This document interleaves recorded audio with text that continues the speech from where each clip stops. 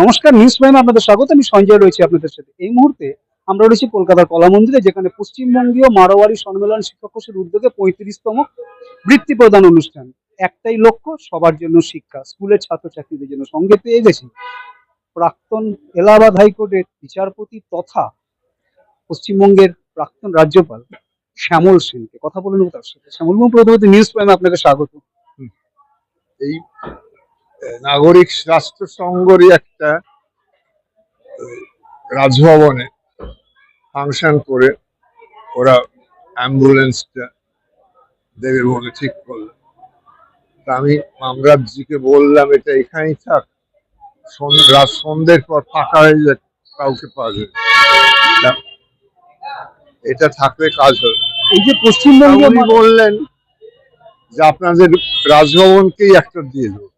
তুমি সব খুব তাড়াতাড়ি সব রেডি করে ফেললেন, তখন আমরা পারলাম না। তারপর উনি দিলেন একটা, presented to justice Shyamal Kumar Sen, governor of West Bengal.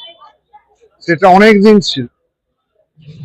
আমি পরে যে কথা বলবো, যে পশ্চিমবঙ্গ মারোয়ারির শিক্ষা সম্মেলন, যে শিক্ষা কোষের উদ্যোগে এই যে 35তম বৃত্তি প্রদান অনুষ্ঠান স্কুলের শিক্ষক মানে ছাত্রছাত্রীদের, এটাকে কিভাবে দেখছেন? এটা খুব ভালোই। যারা দিতে পারছে না, স্কুলকেই দিয়ে দিচ্ছে টাকাটা তাদের।